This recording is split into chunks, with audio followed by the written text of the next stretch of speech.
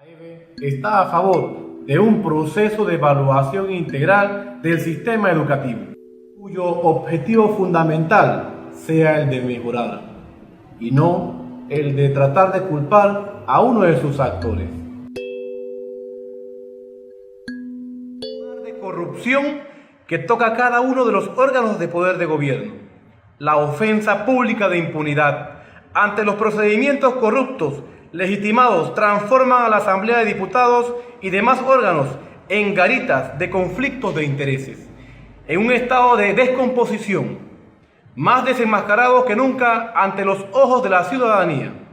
En el órgano ejecutivo, la situación del Meduca no es diferente. Mientras dice dialogar con la sociedad en una mesa por la transformación del sistema educativo, por otro lado sigue imponiendo su voluntad, metiendo zancadillas a la sociedad civil para imponer medidas como la jornada extendida o la llamada evaluación por desempeño del docente. Son prácticas de la misma cultura de la improvisación y la no producción de políticas públicas de los anteriores gobiernos.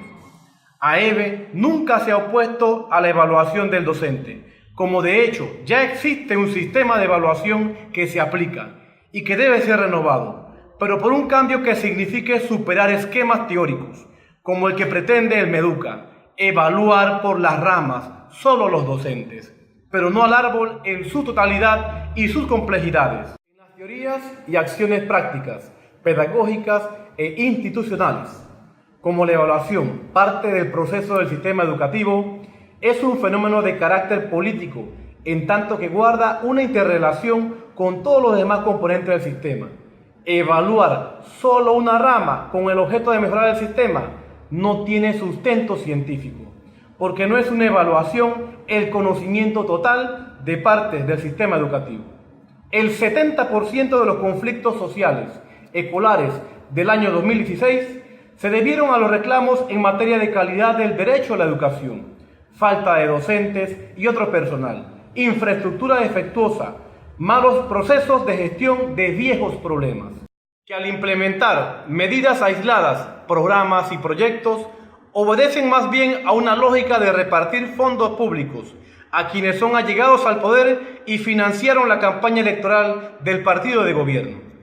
Es imposible conocer las complejidades de los problemas del sistema educativo con la idea de mejorar su desempeño, evaluando solo el desempeño docente, porque este es parte de un sistema donde no depende de sí mismo tener buenos resultados, sino de una serie de factores asociados que hacen parte del proceso de una política pública. ¿Qué hacen los docentes sin una red escolar en buen estado, sin alimentación escolar y base administrativa y recursos financieros para sostener a lo largo de cada año el proceso educativo? Es imposible evaluar el desempeño de un docente que es parte de una relación laboral con el Estado como patrono, sin que el trabajador, el docente, no cuente con un sistema de justicia laboral, basado en un tribunal laboral administrativo, que proteja procesos de cumplimiento de los derechos de los docentes, como trabajadores. Este vacío de institucionalidad de la gestión de la educación panameña y el ejercicio de profesión docente, un sistema de evaluación por desempeño unilateral, como lo propone el Meduca, en una evaluación punitiva que atenta contra sus derechos. No es lógico, el desempeño docente no depende del docente, sino de las condiciones de educabilidad necesarias. De ahí que AEB propone un modelo de evaluación integral de todo el sistema educativo, cada uno de sus componentes, con un enfoque propio desarrollado desde nuestra realidad como país. Una evaluación del personal de dirección de procesos, desde el ministro de Educación hacia abajo, desde sus resultados en materia política pública, del nivel de sistematicidad de estas a largo plazo como compromiso de Estado. No se puede aplicar un modelo de evaluación simplemente enunciando una ley, porque su implementación es un proceso de constitución en la realidad de una política pública, que debe empezar por un proceso de investigación para la planificación y contextualización nacional de lo evaluado. El Meduca ni siquiera cuenta con un sistema nacional de estadísticas e investigación educativa, que produzcan saber sobre la realidad del sistema educativo en su complejidad. Y lograr esto requiere de procesos de trabajo arduos que toman diferentes tiempos.